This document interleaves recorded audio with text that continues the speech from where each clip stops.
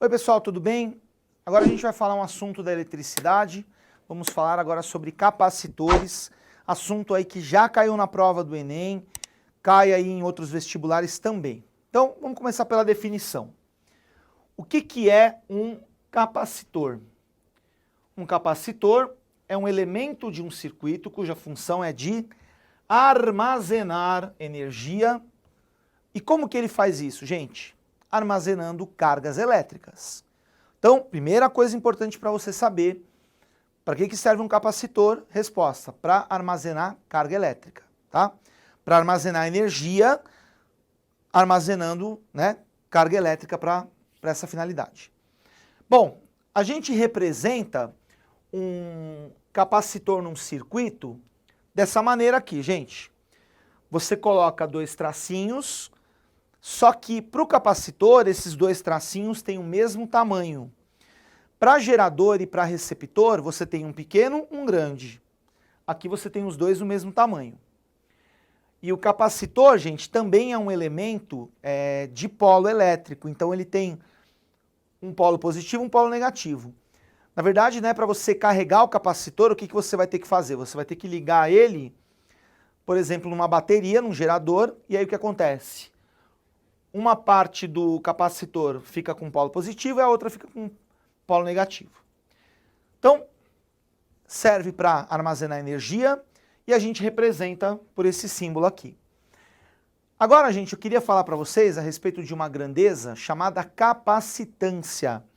Ó, aqui é a mesma ideia que a gente tem do resistor. Existe o elemento que é o resistor e a grandeza física chamada resistência. Aqui também você tem um elemento que é o capacitor e a grandeza associada é a capacitância, que a gente vai representar pela letra C maiúscula. E para calcular a capacitância de um capacitor, a gente vai fazer essa conta, Q dividido por U. O que é o Q?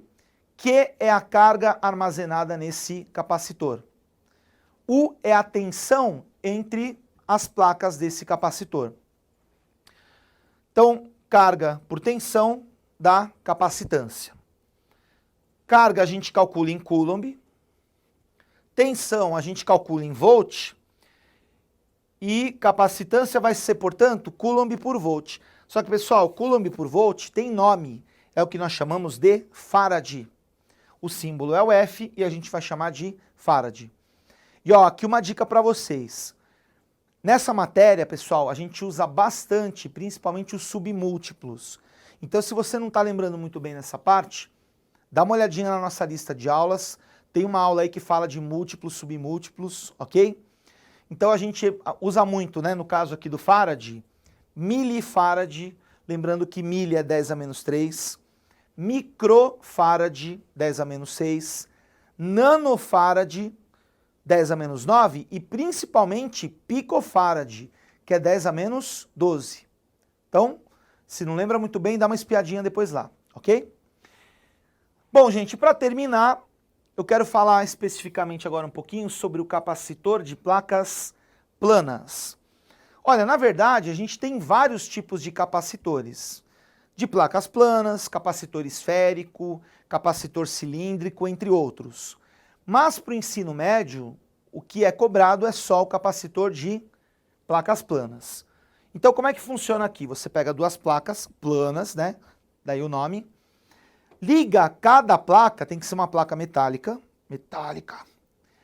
Desculpa. Você tem que ligar cada uma das placas nos terminais aí de um gerador.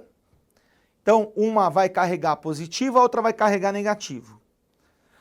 Sempre que você tem um capacitor, você vai ter isso. Uma parte dele mais, outra parte menos.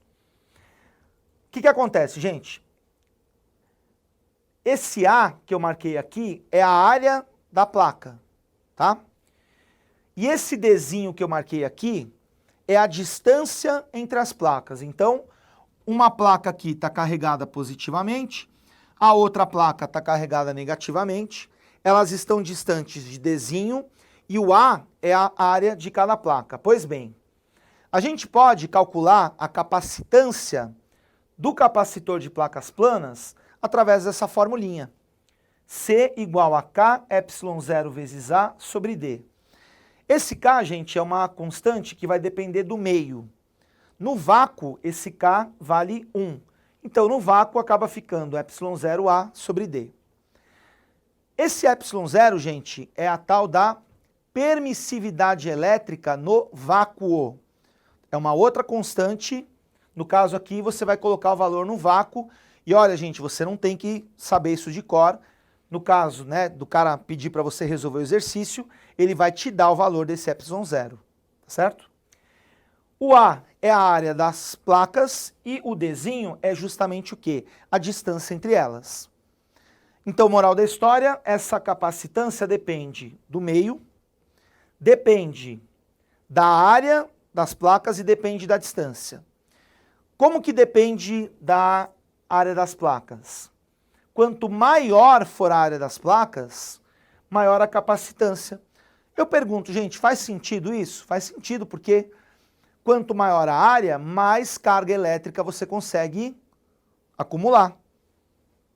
Então, se você aumenta a carga elétrica, você aumenta o quê? A capacitância. E quanto maior for a distância, menor a capacitância. Ou se você preferir pensar o contrário, quanto menor a distância, maior a capacitância. Então, quanto mais próximas as placas estiverem, mais você consegue o quê? Armazenar carga. Ok? Bom, gente, capacitor então é isso. Dá uma olhadinha que vem outros pontos aí de capacitor mais para frente. Nas próximas aulas a gente vai falar de energia no capacitor e de associação de capacitores. Ok?